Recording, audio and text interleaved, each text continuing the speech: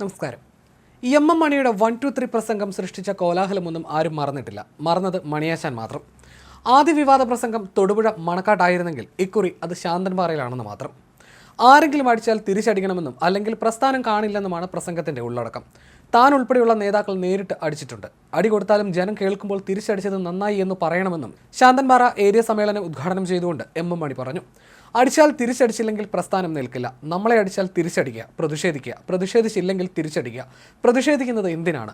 ആളുകളെ നമ്മുടെ കൂടെ നിർത്താനാണ്. തിരിച്ചടിക്കുക, ചെയ്തത് നന്നായി എന്ന് ആളുകളെ കൊണ്ട് പറയിപ്പിക്കുക. അടിച്ചാൽ തിരിച്ചടിച്ചില്ലെങ്കിൽ തല്ലുകൊണ്ട് ആരോഗ്യം പോകും. അടിച്ചാൽ തിരിച്ചടിക്കണം. ഇവിടെ ഇരിക്കുന്ന നേതാക്കൾ ഞാനടക്കം നേരിട്ട് അടിച്ചിട്ടുണ്ട്. അല്ലാതെ സൂത്രപ്പണി കൊണ്ട് പ്രസംഗിക്കാൻ നടന്നാൽ പ്രസ്ഥാനം കാണില്ല. അടി കൊടുത്താലും ജനം കേൾക്കുമ്പോൾ ശരിയെന്ന് പറയണം. ശരിയായില്ല എന്ന് ജനം പറഞ്ഞാൽ ശരിയായില്ല. ജനം ശരി എന്ന് പറയുന്ന മാർഗം സ്വീകരിക്കണം, അല്ലെങ്കിൽ പ്രസ്ഥാനം ദുർബലപ്പെടുമെന്നും മണി പറഞ്ഞു. CPM ഇടുക്കി ജില്ലാ സെക്രട്ടറി ആയിരിക്കുമ്പോഴാണ് 2012 മെയ് 25 തൊടുപുഴ മണക്കാട്ടെ മണിയുടെ വിവാദ പ്രസംഗം. പട്ടിക തയ്യാറാക്കി രാഷ്ട്രീയ പ്രതിയോഗികളെ വകവരുത്തിയും കൈകാര്യം ചെയ്തും CPMന് ശീലമുണ്ട്. കൊല്ലേണ്ടവരെ കൊന്നിട്ടുണ്ട്. ശാന്തൻപാറയിൽ പാർട്ടിക്കെതിരെ പ്രവർത്തിച്ചവരെ പട്ടിക തയ്യാറാക്കിയാണ് കൈകാര്യം ചെയ്തത്. 13 പേരുടെ പട്ടിക തയ്യാറാക്കി. ആദ്യത്തെ 3 പേരെ കൊന്നു. ഒന്നാമനെ വെടിവെച്ചു കൊന്നു. രണ്ടാമത്തവനെ തല്ലിക്കൊന്നു. മൂന്നാമത്തവനെ കുത്തിക്കൊന്നു. പീരുമേട്ടിൽ ഒരാളെയും കൊന്നു. 1, 2, 3, 4 പ്രസംഗത്തെ തുടർന്ന് മണിക്കെതിരെ 4 കേസുകൾ വന്നു. 46 ദിവസം ജയിലിലുമായി. കേസെടുക്കാൻ കഴിയില്ലെങ്കിൽ പോലീസുകാർ കാക്കിക്കുപ്പായം ഊരിവെച്ച് ബാർബർ ഷോപ്പ് തുടങ്ങണമെന്ന മണിയുടെ പ്രസംഗത്തിനെതിരെ 2014 ഒക്ടോബറിൽ ബാർബർമാരുടെ സംഘടന രംഗത്ത് വന്നിരുന്നു. മണിയുടെ മുടിയും താടിയും വെട്ടില്ലെന്ന് സംഘടന തീരുമാനമെടുത്തു. ഖേദം പ്രകടിപ്പിച്ചാണ് അന്ന് അദ്ദേഹം തലയൂരിയത്.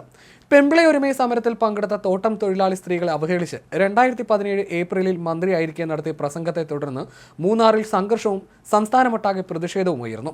ഈ പരാമർശത്തിലും അദ്ദേഹം ഖേദം പ്രകടിപ്പിച്ചു.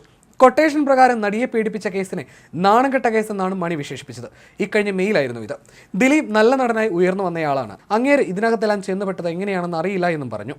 ഇടുക്കി പൈനാവ് പോളിടെക്നിക്കിലെ വനിതാ പ്രിൻസിപ്പലിനെ വ്യക്തിപരമായി അധിക്ഷേപിച്ച് പ്രസംഗിച്ചെന്ന് ആരോപണം ഉയർന്നത് 2016 ഫെബ്രുവരിയിലാണ്. അന്നത്തെ ഇടുക്കി SI KV ഗോപിനാഥനെ ഇതേ വേദിയിൽ പരസ്യമായി ഭീഷണിപ്പെടുത്തുകയും ചെയ്തു. മണി ഉൾപ്പെടെ 304 CPM പ്രവർത്തകർക്കെതിരെ അന്ന് ഇടുക്കി പോലീസ് കേസെടുത്തു. സംസ്ഥാനത്തെ ഏറ്റവും വൃത്തികെട്ട ആഭ്യന്തരമന്ത്രിയായിരുന്നു തിരുവഞ്ചൂർ രാധാകൃഷ്ണനെന്നും 2 ലക്ഷം പേരെ കസ്റ്റഡിയിലെടുത്ത് പീഡിപ്പിച്ചെന്നും നിയമസഭയിൽ മണി ആരോപിച്ചിട്ടുണ്ട്. TP വധക്കേസ് അന്വേഷിക്കുന്ന കാലത്ത് തിരുവഞ്ചൂർ ആയിരുന്നു ആഭ്യന്തരമന്ത്രി. ഇത് സംബന്ധിച്ചായിരുന്നു മണിയുടെ പരാമർശം. നിയമസഭയിൽ KK രമയും മണി ആക്ഷേപിച്ച് പ്രസംഗിച്ചിട്ടുണ്ട്.